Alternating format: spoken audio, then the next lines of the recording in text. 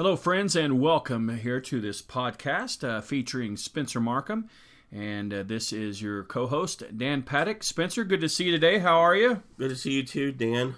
I'm good. How are you? Yeah, I'm doing pretty good. We did opera stuff the last time. It was pretty cool stuff. Today, we're going to be doing a podcast on waltzes, giving a little bit of a history, a musical history. So Spencer's going to march us through some of this here today. And there's a chance to learn a lot of stuff that most of us didn't know. For example, how does waltz influence leading in jazz, for example? Yeah. So cool things that maybe you didn't know that you'll get a chance here to do that.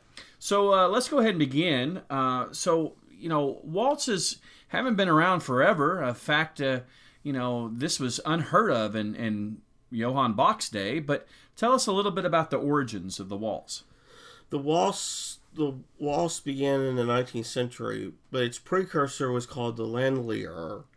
It was a Central European folk dance that required stomping and hopping. And before that, you had the minuet, which you danced at arm's length. When the waltz came in, it became kind of scandalous because then people danced close together instead of at arm's length.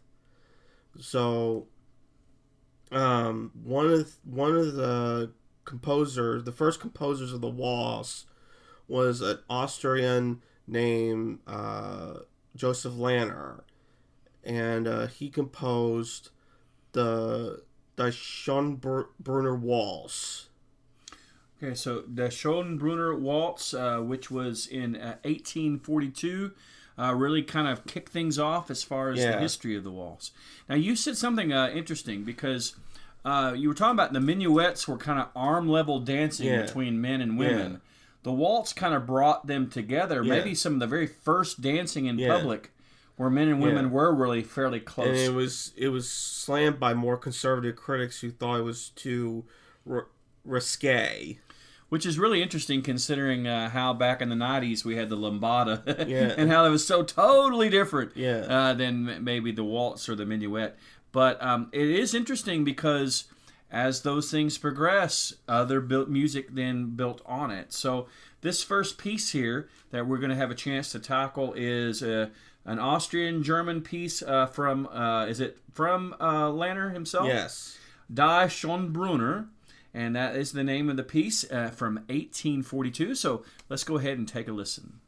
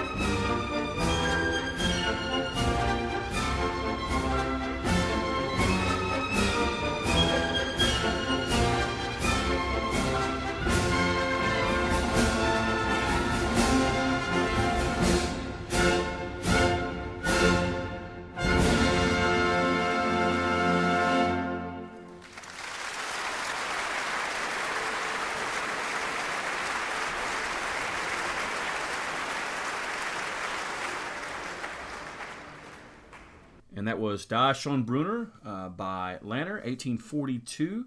A piece basically speaking of the beauty of a particular person, and one that kind of started his career. So what did Lanner go on to do after this first piece here? He went on to he joined a string quartet, and he would travel with the string quartet all over Europe performing dance music for audiences, and the quartet slowly grew into a small orchestra, which another Austrian composer named Johann Strauss I joined. And that's the name we're probably a little bit more familiar with. Maybe not so much Lanner himself, but certainly Johann Strauss, at least the first.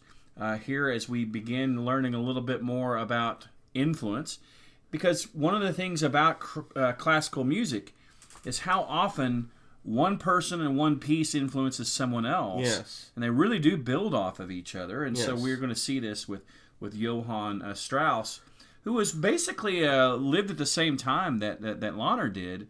But really, they had an on and off friendship. But the influence was definitely there because it led to Strauss himself doing some of that own similar music and the waltz here. So, for example, in just a minute, we're going to hear Mittel gegen den Schlaf, which is called Cure for Sleep. And that's a waltz that Johann Strauss I wrote. You want any little add? Well, when Lanner died in, was it 1840? 1843? 1843. The Johann Strauss I took over and he monopolized the dance music. Johann Strauss I married, and he had lots of children, but 3 of his sons chose to go into the music business, like his father. Okay, so as we get ready to hear this piece, you're going to see some of the influence from Lanner himself, but you'll also see probably the precursor to more and more people starting to do the waltz. Yes. So let's listen to Mittel gegen den Schlaf, pardon the German if it's not all that great, also known as Cure for Sleep Waltz by Johann Strauss I.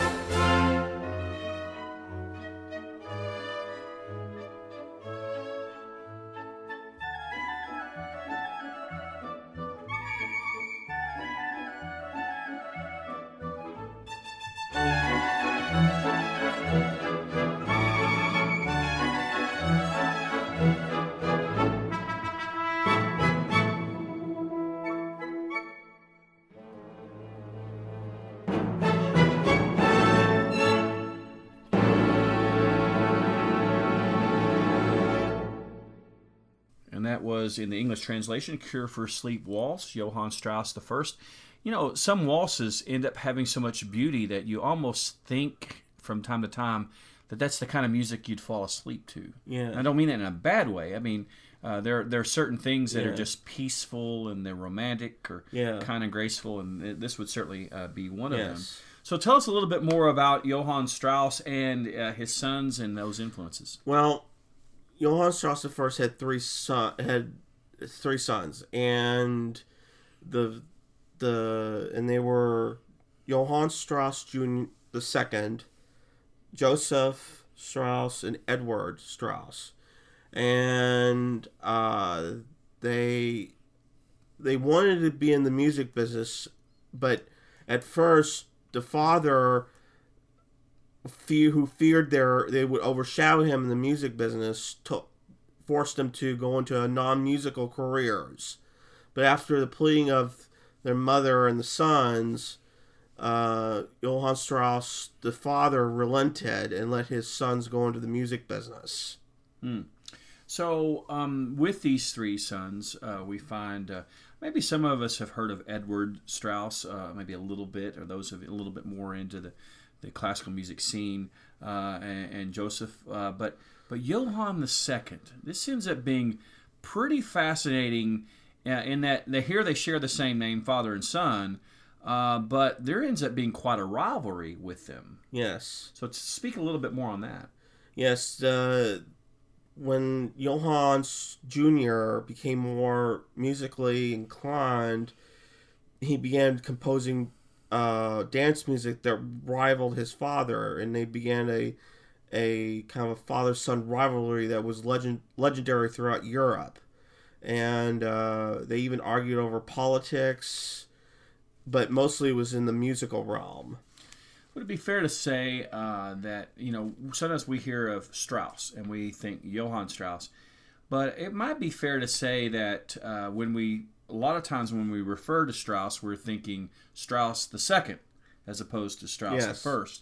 Not to say that his dad didn't make some contributions, but, you know, for example, the second piece that we just heard, he wrote in 1843, and literally 6 years later, he passes away. Yeah. So really, there is much more of an opportunity of legacy here. Yes.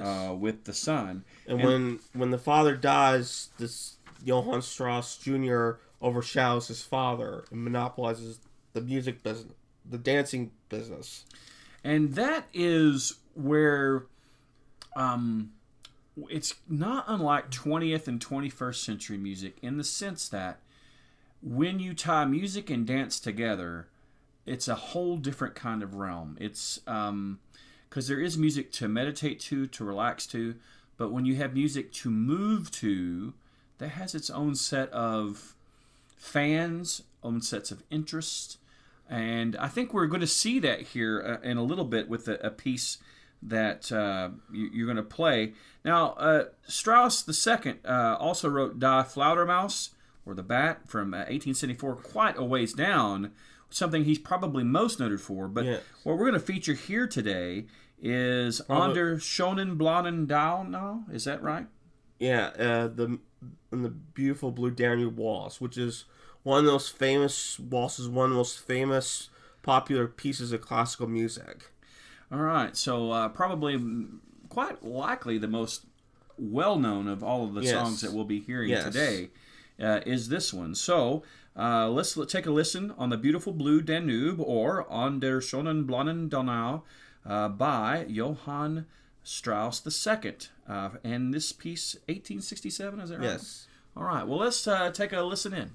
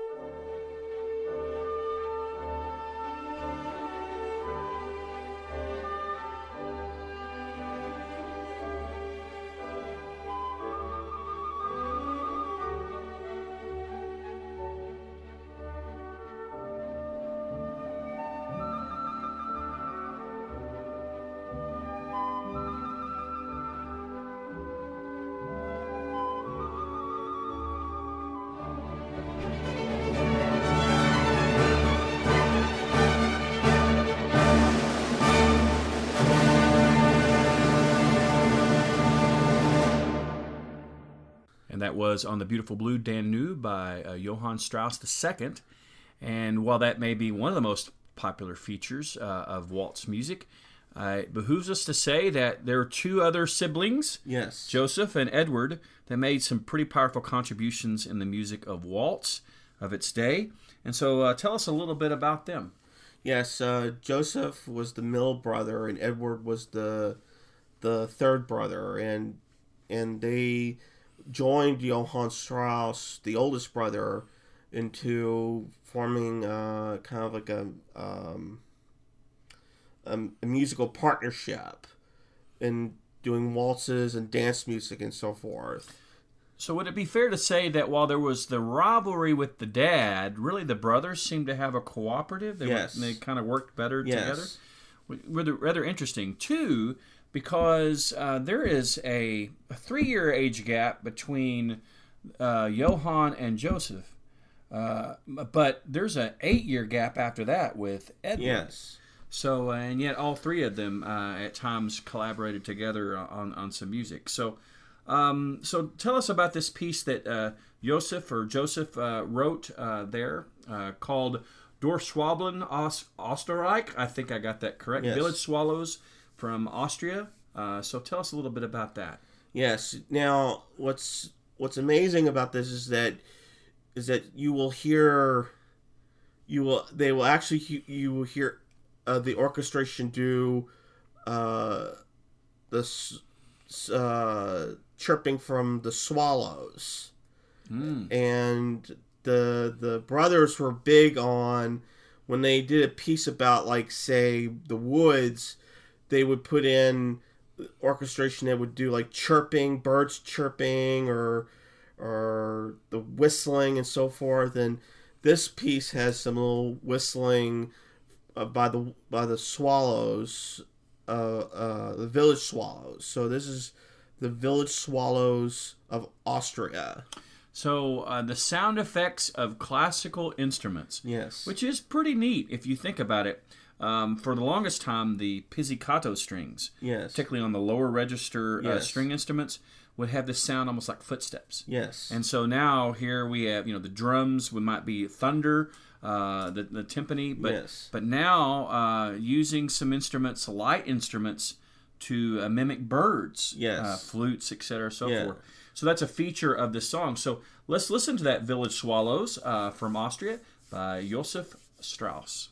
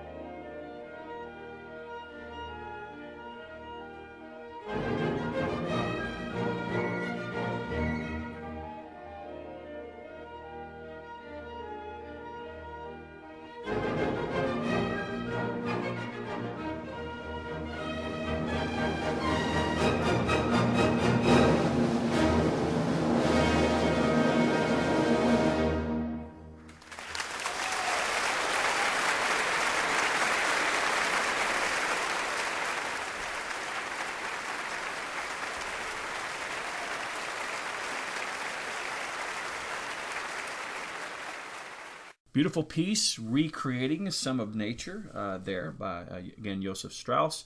Village Swallows there in the English. And I just look at that German and it just looks a little daunting, so I try not to say too much of it for fear I'll butcher it. But this leads to his brother, youngest brother, 8 years younger, Edward Strauss, who also writes his own waltz or a number of waltzes. And so tell us a little bit more about Edward. Yes, Edward was sort of the baby of the family, and he joined his two older brothers in doing collaboration with dance music, and he wrote many waltzes like his brothers and father. He wrote many waltzes and polkas and marches and so forth. And this one is a lovely piece called "Life Is So Beautiful" Waltz. The Life Is So Beautiful Waltz, Edward Strauss. We will feature that here in just a second. Kind of interesting. Is it true that really all three brothers had a pretty close relationship for the most part for their whole rest of their life? Yes. Again, not that antagonism or that rivalry that the father did have with the son. We'll speak more on that in a minute, but let's listen to that. Life is so beautiful, or in the German, Das Leben ist doch schön. They're written in 1876. Let's take a listen.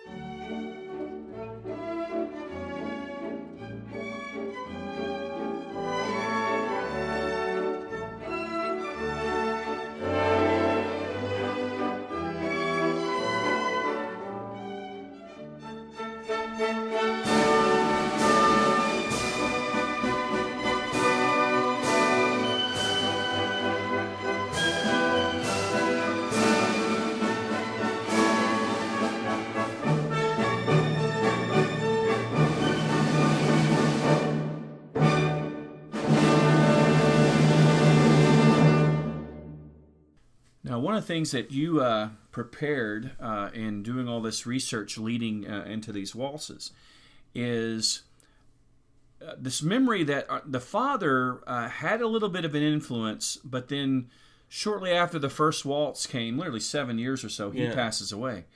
But really, all three of the brothers, with the exception of Joseph, lived fairly long lives, didn't they? So tell us a little bit about that. Well, Johann Strauss wrote so many waltzes that he was known as the Waltz King, or the King of 3/4 time, and he became such a cultural icon of the Austrian Empire that when Johann died in 1899, they say the Austrian Empire died with him. And that's a ton of influence there, if you think about it. But then also, if you think about a lot of the classical dance music that we think of, and that quote-unquote 3/4 time, which wasn't as nearly as common, if you think about it, prior to some of the waltz stuff. So, dun dun dun dun dun dun dun dun dun, that has this rhythm of dance that you don't really think of in slow 4/4 time, for sure. But with Johann living almost into the 20th century, and then his brother actually living 16 years later, Edward, that's a long life of influence in the world of classical dance music. And so let's take a gander here at... the dance music was not confined to the Austrians. We now move on to France, where... we have two French composers. One is Charles Gounod, who wrote one of the most famous opera pieces called Faust. And at the end of the second act, you'll hear this beautiful, elegant waltz. So in Faust, in which we'll feature this waltz, written in 1859. This was really almost a full generation after some of the first waltz music came out from Johann Strauss. So the influence didn't just hit in Austria. It really started hitting all throughout other parts of Europe, including Western Europe. I would even argue into Eastern Europe and into Russia. Some of the operas there, I would imagine, Tchaikovsky, for example, would have definitely had some interesting waltz influence. From Strauss. But so this piece from Faust, again written what we would be right at the beginning of the turmoil of the United States around 1860, yet the contrast is this is such a beautiful piece. So let's listen to this waltz, again from Faust, written by Gounod. Let's take a listen.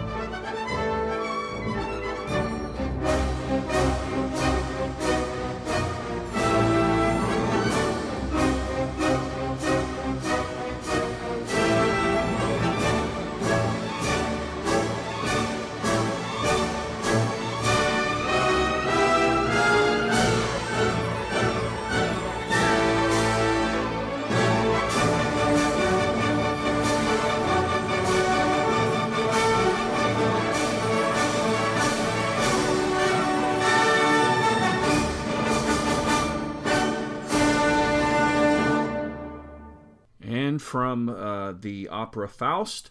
That was Gounod. And so we now move into another French artist that really writes some pretty profound waltz music. So tell us a little bit about him. Yes, his name was...